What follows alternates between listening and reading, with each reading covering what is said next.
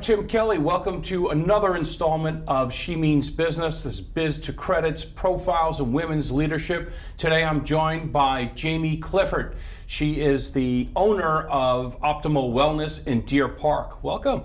Welcome. Well, so happy to have you here, and I'm so excited to tell your story to our audience and have you tell your story Definitely. to our audience. Jaime, you run a wellness center. Would you tell us a little bit about your business? Sure. Our main goal is detoxification. Okay. So I started doing this in 2006. I became certified, and I took over the business in 2009 with a partner. Our main goal, right, is colon hydrotherapy. We also do bioelectric lymphatic drainage. We have a far-infrared sauna, so sweating is another way of detoxification. Okay. And then from there, we've just grown with thermography, which is a preventative for breast screening. You know, it's a way to find things a lot sooner than a mammogram can. Okay. So this is, would you say this is in the area of holistic health? Yes, Yeah? definitely Okay. holistic. So again, when did you start? In 2006. In 2006. Now, you were an employee at the company, right? Yes. And how long were you an employee? For 3 years. Okay.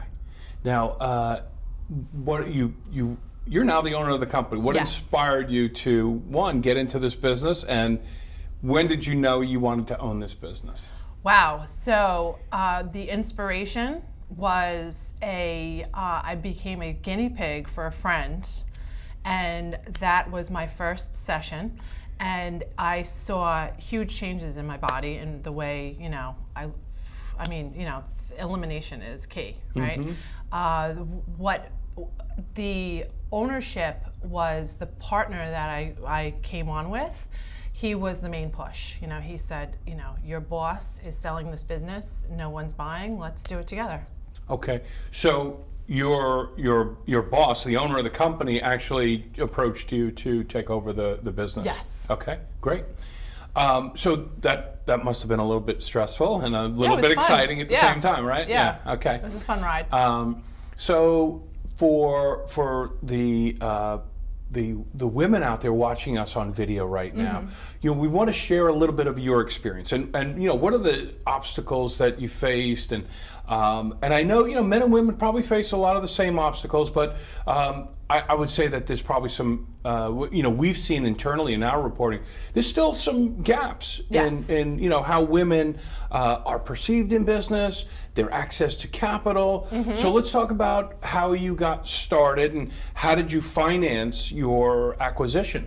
So what's interesting is, after the partner and I went separate, getting a loan was a lot harder being a woman.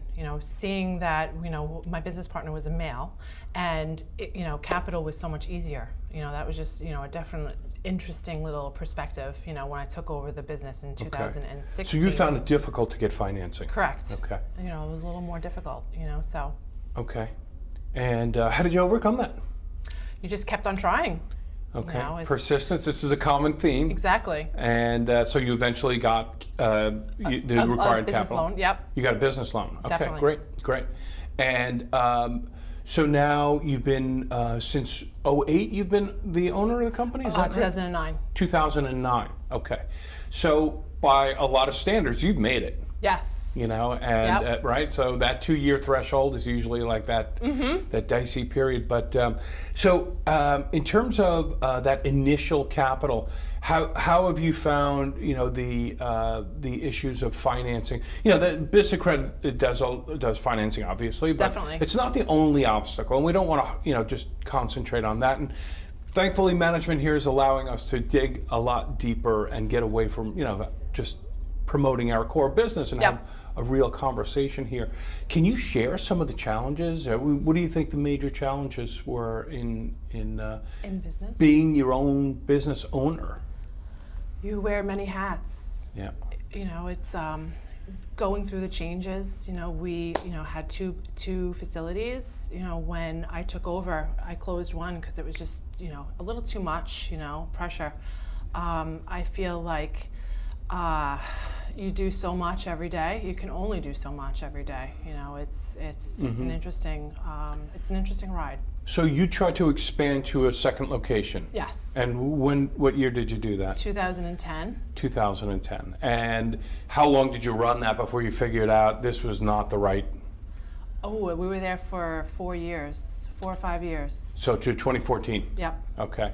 And tough decision to close a branch, I would imagine. Yeah. Oh yeah, definitely. A little bit of heartache, a little bit of disappointment, yeah. Because the memories, the clients that you used to see there. Now, do those clients come back to you in your other location? Yes. They do. Well, that's great. That's great. And in terms of marketing and your business, since you purchased the business and became the owner, how have you how's the business grown? Have you expanded? Have you contracted? How many clients do you have? And all right, so clientele, I'd say we probably have maybe 10,000 clients. 10,000 clients. But it's holistic detox. So sometimes you only see that person once. Okay.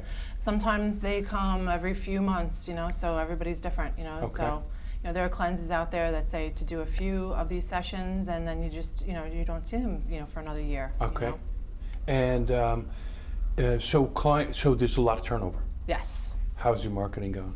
You got to do a lot of marketing. Right? Marketing, you try to do as much as free stuff as you can, emails and doing things like that. But then I have a company called Signpost, and they do a lot of stuff for me as well. They send out texts, to remember to reel the people back in.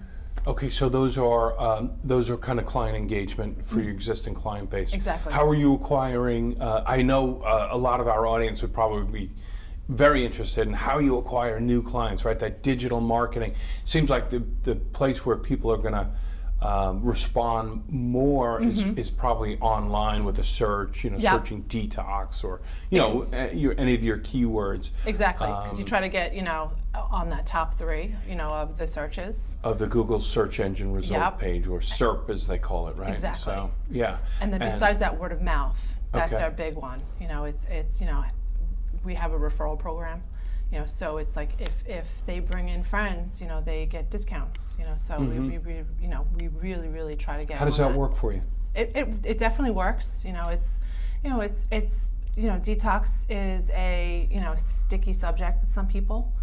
But when you realize that it's something that can really sticky meaning it's kind of a private thing, right? Very private. Yep. And I'm sorry I interrupted you, but yes, it can be. Tough to talk about, right? So definitely. Yeah, so you got to kind of break those walls down, right?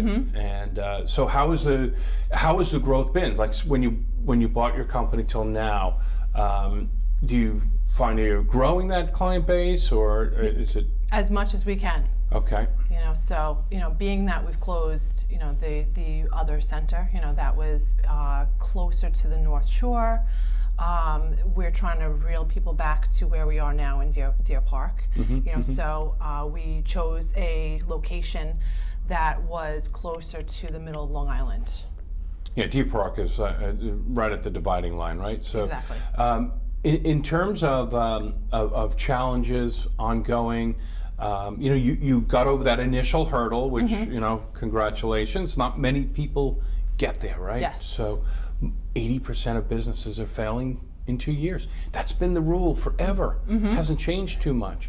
So congratulations for doing that. And what do you think your challenges? What advice would you have for people looking, especially women, trying to get into business for themselves? If maybe they find themselves as an employee like you, or just going out and trying something new and starting a business, what would you tell person like that? The best advice that I can give is just keep on keeping on. You just have to have good ideas every single day. You have to wake up with a new sheet. It's like it's a brand new day. Just keep on, just keep on trucking. So keep that persistence, the thing that got you your loans. What are some of your influences, Jaimie? So influences meaning? What your inspirations, books, people, things. What are your big inspirations? People. So Paul Bragg's. Okay. He's the apple cider vinegar guy. Okay. And he, Bragg's yeah, apple Bragg's. cider vinegar. Yes. I take apple Yes. cider vinegar. Very I think good you stuff. may have suggested that. So tell me why. The miracle of fasting. So in the early 2000s, I found this book and I read it back to, cover to cover. And he starts talking about how important it is to just let your body heal. Fasting is an amazing way to detox. Besides Paul Bragg's, we have Gary Null. He's a big holistic person in this world that has a lot of knowledge. Then you have. Is he an author? I don't know how many books he has. He has a center in Texas. Okay. Who else? There's so many. Some of my mentors. My teacher, Kathy Shea. She's down in Florida. She's the one that certified me. She's a wealth of knowledge. You have my lymphatic drainage teacher, France Robert in California. So where you gain your technical skills. Exactly. Yeah. Okay. Great. Anything else that you think would be helpful to anyone? Again, particularly women. What before we leave you, we just get some pearls of wisdom. You say persistence. Anything else you think would contribute to your success that you could share? The negative comments, I've just taken them and turned them into positive. Okay, this is important because every business is affected by social media. I don't know if you're referring to social media here, but negative comments happen to be a big digital hurdle for a lot of companies. Yes. Please explain. One example that I have is I was having troubles when I finally took over the business myself. The partner and I split up, and my family member told me just claim bankruptcy and just start fresh. Just get a new job. You don't have to be a business owner. And that was a huge push to just keep on going. I wanted to prove them wrong.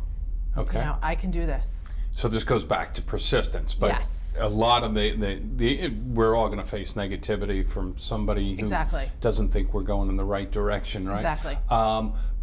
Okay, so that's a little different from like customer comments. How do you deal with? Do you finding that because negative comments, especially in this social media environment, we're really a nation of negative talkers, right? We got a lot of learning to do online, right? Exactly. We need to get more mature, and people are, just really, really easily inclined to say negative things. Are you experiencing that online? Social media.